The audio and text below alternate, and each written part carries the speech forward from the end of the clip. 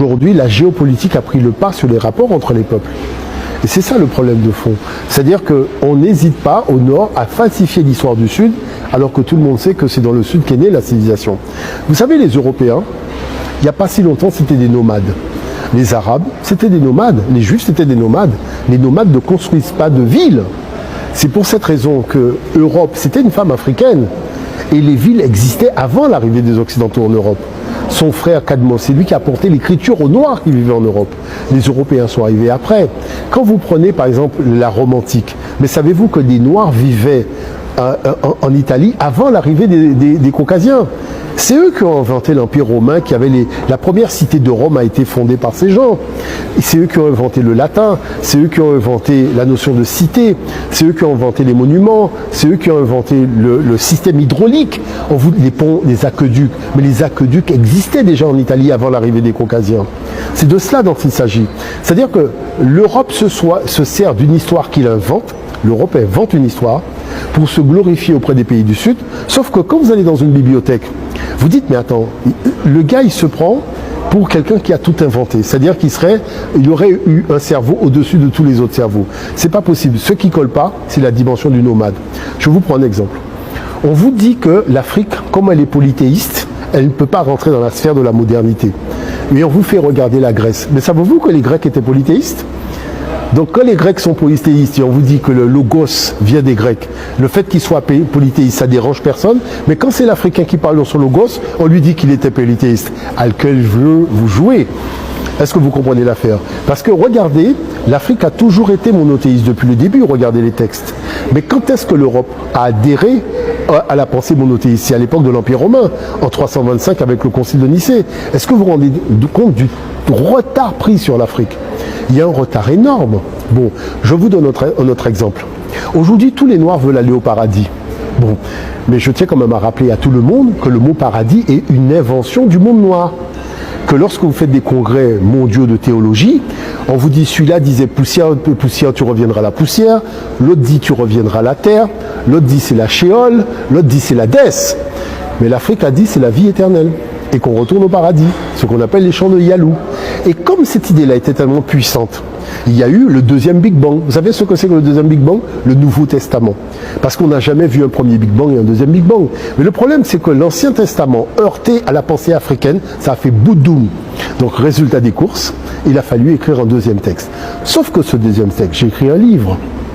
Le mystère des divinités africaines transmuées en saint chrétien. Parce que tous les personnages de la Bible qu'on vous présente existaient déjà dans les temples d'Égypte. Osiré, fils de Dieu, mort et ressuscite d'entre les morts, monte à la droite de Dieu. Sa femme, Aseta Maria, a eu un fils par Immaculée Conception qui est né le 25 décembre. Est-ce que vous comprenez ce que je veux dire par là? Mais où les gens ont pris ça? Parce que je me suis posé la question. Clément d'Alexandrie, père de l'Église. Origène d'Alexandrie, père de l'Église. Alexandre d'Alexandrie, père de l'Église. Trois pères de l'Église qui sont où en Afrique? Parce qu'Alexandrie, c'est en Afrique. Et qu'est-ce qu'il y a à Alexandrie? La bibliothèque d'Alexandrie.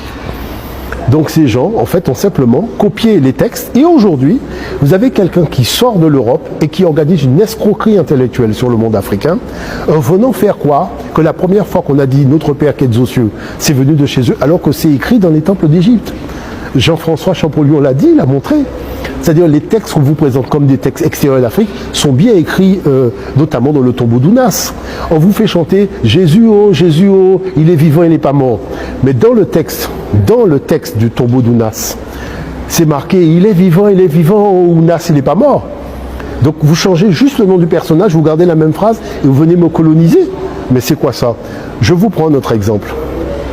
On m'a demandé de faire une conférence pour des chefs d'entreprise à New York. Je leur expliquais que c'est quand même très étrange qu'au niveau de cette société, elle soit toujours dans un choc des couleurs de peau. C'est-à-dire il y a un racisme, il y a quelque chose qui crée des tensions. J'étais obligé de leur rappeler. Sur le billet d'$1, la pyramide qu'ils ont faite, elle est en Afrique, elle n'est pas en Occident. Bon, la notion de monnaie, c'est une invention de l'Afrique. Le premier étalon monétaire de l'histoire de l'humanité s'appelait le châti. Bon, Narmer, quand il a fondé son premier palais, c'est celui qui a unifié la Haute et la Basse Égypte en 3200 de l'ère ancienne africaine. Son palais s'appelait Inech Eb. Quand vous traduisez Inech Eb en français, ça veut dire la Maison Blanche, parce que c'est un palais en calcaire blanc. L'aigle aile déployée, c'est le symbole de Narmer, qui est le faucon rouge. Ça veut dire qu'il n'y a rien émanant de la pensée intellectuelle occidentale déjà sur le billet $1. Et c'est sur le billet $1, ils veulent imposer leur hégémonie sur le monde, alors qu'il n'y a rien qui correspond à la maturation de leur pensée. Quel est le problème? Le problème, c'est qu'il y a un déficit de connaissance dans le monde africain. Parce que s'il y avait cette connaissance-là, on ne serait pas impressionné, on ne chercherait pas nos modèles civilisationnels à l'extérieur du continent africain. Parce qu'on a compris une chose, tous les peuples, même prenons par exemple la problématique de Confucius. On vous présente un Confucius chinois, alors que vous allez à la fondation de Confucius à Shanghai, il n'a rien à voir avec un chinois, c'est un noir. Vous allez voir Bodhidharma du temple de Shaolin, mais sa statue est là, c'est un noir.